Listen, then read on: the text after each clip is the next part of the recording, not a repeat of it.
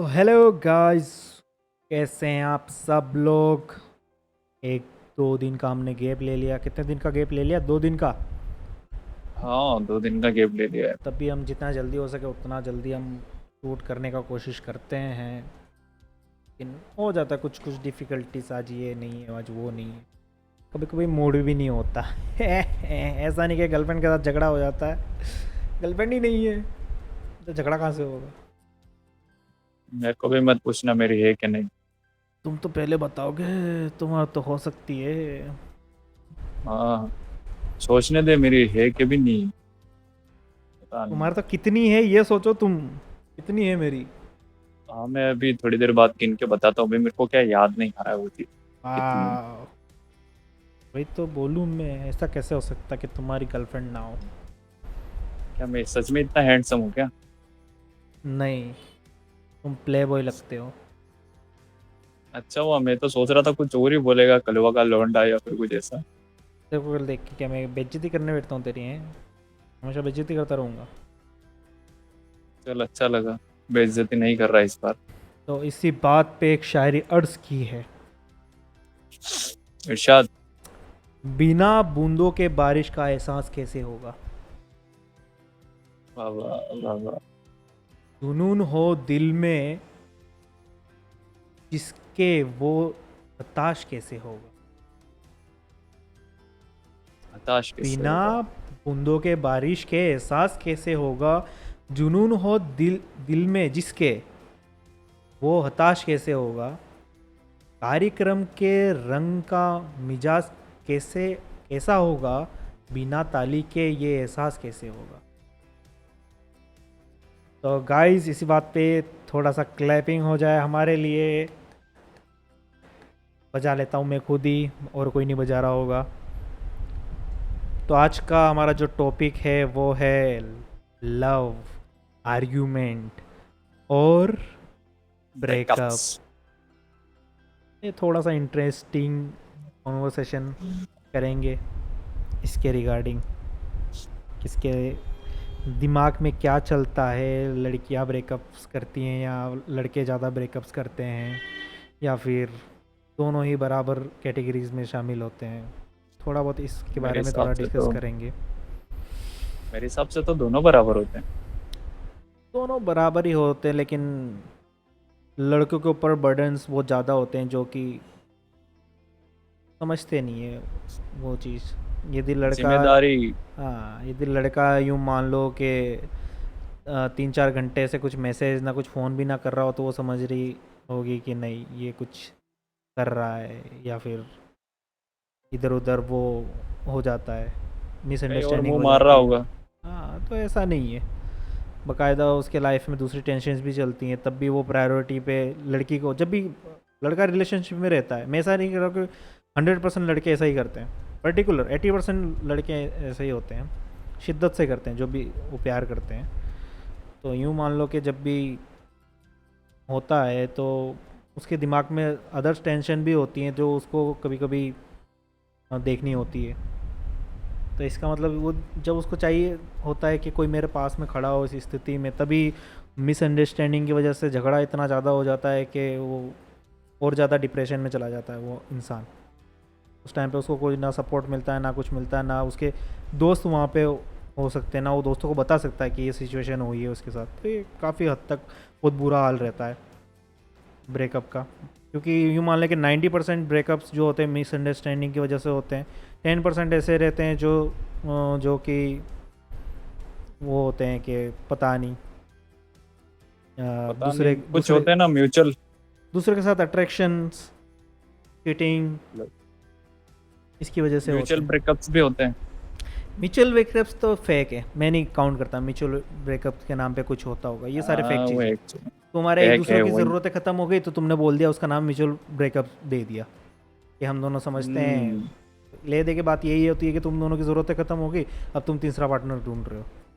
ऐसा कुछ नहीं होता म्यूचुअल ब्रेकअप के नाम से। पहली बात तो तुम्हारे अंदर प्यार था ही नहीं, तुम दूसरे को एक दूसरे को बस यूज़ कर रहे थे, फर्स्ट से लगा हम्म, करके लास्ट तक। ऐसा कुछ भी मतलब नहीं एक होता। दूसरे के नीड्स पूरी कर देते हैं ना। हाँ, नीड्स पूरी कर रहे थे, बाकी कुछ नहीं होता म्यूचुअल ब्रेकअप के नाम पे। सारी सही है। बकवास चीज़ें होती हैं। और बाकायदा भी म्यूचुअल ब्रेकअप्स के नाम पे ये भी होता है कि नहीं आज तुम्हारे पास पैसे ख़त्म हो गए, चलो ठीक है, जब मेरे पास पैसे पैसों होंगे का तो लेन देन। वापस वापस आ जाना, कुछ दिन का गैप ले लेते हैं। हाँ ये तो है। वो राइट फालतू है, होता ये है एक। सही चीज है। हाँ, सारी चीज़ें मैं तो मानता भी नहीं हूँ। जो आदमी या फिर लड़की शिद्दत से किसी को चाहती है, प्यार करती है, उसके अंदर तो पहली बात तो झगड़े तो होंगे ही होंगे, झगड़े भी होंगे, हाँ देख यार। मिसअंडरस्टैंडिंग भी होगी। लेकिन उस टाइम पे तुम यदि उस चीज़ को संभाल के भी चलते हो, एक दूसरे को कैरी करके चलते हो ना, तो वो लॉन्ग टर्म इन्वेस्टमेंट होता है एक रिलेशनशिप का। तुमको कहीं तीसरी जगह जाने की ज़रूरत नहीं है, तुमको कोई किसी के सहारे की ज़रूरत नहीं है, क्योंकि तुम दोनों ही एक दूसरे के अंदर इतना कैपेबल होते हो कि संभाल सकते हो, पूरी दुनिया से लड़ सकते हो, भले वो किसी भी वजह से हो, वो झगड़ा हो रहा हो या किसी भी वजह से कुछ भी हो रहा हो, दूसरे की पावर बनाओ, ना मेरे कि को एक क्या दूसरे को लगता है, डिमोटिवेट अच्छा करो। बोलो। एक बात बता मेरे को कि प्यार को तू अगर डिफाइन करना चाहेगा हम्म। तो किस तरह से करेगा? प्यार को मैं यदि डिफाइन करूँगा तो सबसे पहले तो जो क्या बोलते हैं उसको, किसी वजह नहीं हो, प्यार के अंदर कोई वजह नहीं होनी चाहिए कि मैं इस वजह से इस आदमी के साथ हूँ या फिर इस औरत के साथ हूँ, कोई वजह नहीं होना चाहिए प्यार करने का। तुम प्यार करते हो क्योंकि तुमको उसकी ज़रूरतों का पता है और सामने वाले की तुम्हारी ज़रूरतों का पता है, इसकी वजह से तुम मतलब प्यार करते हो, एक दूसरे के साथ में हो, स्टैंड आउट करते हो मतलब एक दूसरे के साथ में। तो मतलब तेरे कहने का मतलब कि इसका ख्याल वो रखे और उसका ख्याल वो रखे। हाँ मतलब ऑब्वियसली। चाहे सुख हो चाहे दुख हो, कोई भी सिचुएशन हो, मतलब साथ में रहे दोनों। साथ में रहे। जो भी होगा देख लेंगे, वो वाला सिचुएशन। जब टूट रहे हो तो तुम दोनों टूट रहे हो, जब मतलब जब जुड़ रहे हो तो दोनों जुड़ रहे हो ना। जब एक हम्म। जब आदमी टूट रहा है तो उसके साथ में औरत क्यों ना टूटे, तब ये क्यों सोचे कि नहीं मैं ना टूटूं इसके साथ में, मैं इसको छोड़ दूंगी। और जब वो जुड़ रहा है वापस से तुम आके उसको तोड़ने की कोशिश करोगे, ये तो अनफेयर हुआ ना किसी मामले में। क्योंकि तुमने, मैं एक पर्टिकुलर किसी एक का नहीं बोल रहा हूँ, ये दोनों साइड का है, ये रहो तो साथ में तो रहो, वरना स्टार्टिंग से ही ये चीज़ क्लियर रखा करो कि नहीं हो ही नहीं सकता कुछ भी, सीधी सिंपल एक फंडा वो, है। अगर दूसरा क्वेश्चन ये है मेरा कि हम्म। प्यार के अंदर जब ईगो या फिर ऐसी चीजें आ जाती है तो वो डेफिनेटली है कि उस चीज को खराब कर देगी। प्यार के अंदर यूँ मान ले कि तो फिर कोई एक, मतलब ये चीज नहीं होनी चाहिए या होनी चाहिए, या पॉजिटिव होनी चाहिए या नेगेटिव होनी चाहिए, तो तू किस हिसाब से बोलेगा इस चीज को? देखो सबसे पहले तो एक बात बताओ, जो आदमी का ईगो होता है, मेल ईगो जो होता है वो सबसे बड़ा होता है, सबसे खतरनाक होता है। वो चीज़ तो कभी भी साइड में रख के जब भी कन्वर्सेशन करते हो ना, तो ईगो तो आनी नहीं चाहिए किसी भी कन्वर्सेशन में, हम्म, चाहे वो मतलब मेल ईगो हो या फीमेल ईगो हो, तो मतलब वो ये बहुत। कहते हैं ना कि जब लड़कों की ईगो पे बात आ जाती है, तो अगर एक बार लड़का अड़ जाता है अपनी जिद पे, हम्म। या फिर उसको मतलब कोई बात होती है जो उसके दिल को चुभ जाती है कि मतलब कुछ कह दिया या फिर कुछ ऐसा, हम्म। तो फिर लड़का क्या वो आसानी से गिव अप नहीं कर पाता उस चीज को? देखो लड़कों का ये सीन होता है ना, लड़के 99% बातों को वो कर देंगे, इग्नोर कर देंगे। इग्नोर कर देंगे, ये नहीं कोई हम्म। मायने ही नहीं रखता है, तो ऐसे मजाक में बोल रहा हूँ। लेकिन जो एक बात जो चुभ जाती है ना लड़कों को, वो फिर एक हम्म, बड़ा घाव करके जाती है उनके दिल में, तो वो बात तो तो सही। मेल ईगो पे लेने की बात है ही है। क्यों? हाँ, हाँ। क्योंकि यदि मैंने कुछ काम किया हो तो तुम उसको या तो सपोर्टिवली बोलोगे कि नहीं ये काम गलत है, तुम उसके ईगो पे अड़ के बोलोगे तो ऑब्वियसली वो चीज़ तो गलत ही है ना। हाँ ये चीज बोल सकता है सामने वाले के, ये तुम गलत कर रहे हो या ये फिर सही है, या फिर जो भी चीज है वो चीज, हाँ वो चीज मैटर करती है। वही ऑब्वियसली, तो किसी भी। तो इस मामले में अगर मैं लड़की की साइड लूं, जैसे लड़की के साइड में अगर उसका ईगो है किसी बात पे, जैसे लड़के ने उसको कुछ बोला है ऐसा, तो एक हद तक लड़की कहाँ तक सहन कर सकती है? लड़कियां ऑलमोस्ट 90% बात को अपने ईगो पे लेती है और 10% बात को वो इग्नोर करती है। अपोजिट होता है लड़कियों के मामले में। उनको कुछ भी फनी वे भी में बोल दोगे कि अरे ये हो गया, वो दिल पे ले लेगी, मेरे को ऐसा कैसे बोल दिया, अरे नहीं ये क्या हो गया। तो वो ज़्यादातर तो उनका ये यही सीन होता है, मतलब इमोशनल होती है ना लड़कियाँ, ज़्यादा इमोशनल इमोशनल होती है, होती है, हाँ, इसकी वजह से वो इमोशनल ले होती है। लेती हैं, वो हैंडल नहीं कर पाती उस चीज़ को। और मतलब लड़कों को एक बचपन चीज से को वो ही, सोचती है। हाँ लड़कों को बचपन से ही ऐसा तैयार किया जाता है कि हाँ वो इग्नोर करते हुए चले सारी चीज़ों को। तो जैसे कि एक और लास्ट क्वेश्चन मैं पूछूंगा तुझसे, हाँ हाँ। कि जैसे एक लड़के की प्रायोरिटी हम्म। प्यार को लेके और एक लड़की की प्रायोरिटी प्यार को लेके, प्यार तो है ही है, चलो प्यार में है, रिलेशनशिप में है, किसी में भी है, लेकिन उनकी एक अलग प्रायोरिटीज भी होती है, जैसे जिम्मेदारी हो गई, लड़के की जिम्मेदारी अलग होती है, लड़की की जिम्मेदारी अलग होती है।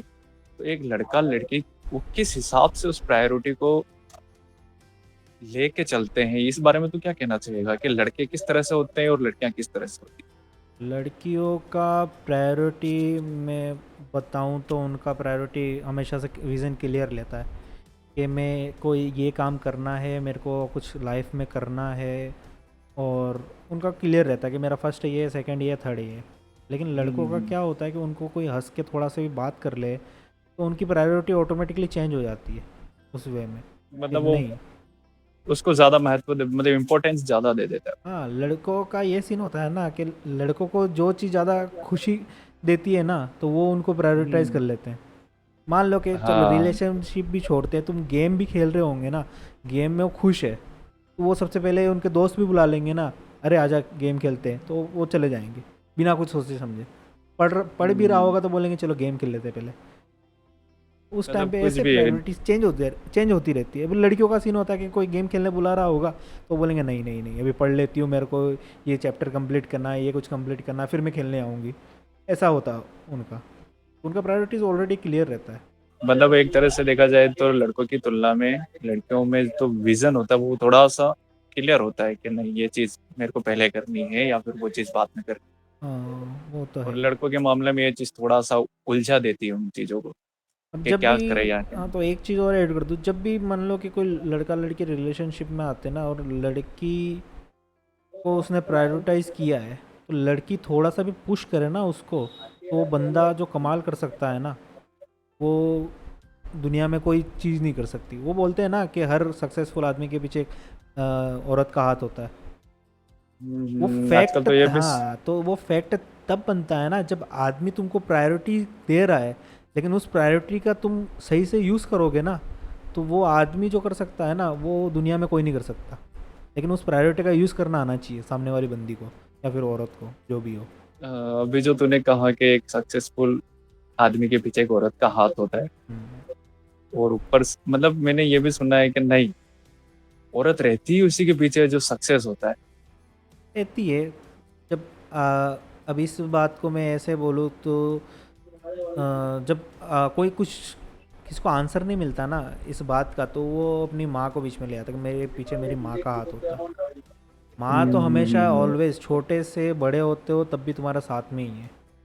लेकिन माँ का प्यार तो माँ की जो फीलिंग्स होती है ना, उसको तुम ना हम्म, किसी के साथ तुलना कर सकते हो ना कुछ कर सकते हो। लेकिन 2 दिन का जो तुम्हारा रिलेशनशिप आता है ना उसके साथ में तुम तुलना करने लग जाते हो माँ के मतलब प्यार को। अगर एक बात देखें तो जैसे ये चीज मोस्ट ऑफ जो रिलेशनशिप या कपल्स या फिर जो प्यार वगैरह होता है, ये मोस्ट ऑफ एक एज तो होता नहीं पर्टिकुलर, किसी भी एज एज में हो सकता है। बिल्कुल हो सकता है, एज एज का कुछ ऐसा मायने क्या नहीं या है। फिर एज फैक्टर मैटर करता है इसमें? Age factor obviously, age factor maturity level को वो करता है, दिखाता है। हम्म, तुम इस एज पे हो तो तुम्हारी कितनी मैच्योरिटी हो सकती है। और प्लस वर्क स्टेटस भी दिखाता है कि तुम्हारे मैच्योरिटी लेवल को, तुम्हें क्या झेला है लाइफ में, उससे भी तुम्हारे मैच्योरिटी लेवल को पता चलता है। जो आदमी जितना अभी तो मैच्योर होगा ना वो आदमी उतना ही सोच समझ के अपने काम का वो करेगा। और सबसे पहली चीज़ तो यही है, कल रात को भी मैंने तेरे को एक चीज़ बोली थी कि जो आदमी किसी को डिस्ट्रॉय करने के तरीके से आता है ना उसको किसी भी चीज़ का डर नहीं होता लाइफ में, वो उस आदमी को डिस्ट्रॉय हाँ, करके ही रहता है। केयर क्योंकि के ही वो रहता आदमी है। उसकी भलाई को देख के हमेशा पॉजिटिवली लेता है। लेकिन जो उसके पीछे का जो रीज़न है वो जब तक उसको पता चलता है ना वो तब तक उसकी तबाही मच चुकी होती है। ये सबसे तो बड़ा अभी कारण होता है वो। तूने जैसे बोला कि एज फैक्टर होता है, मैटर करता है।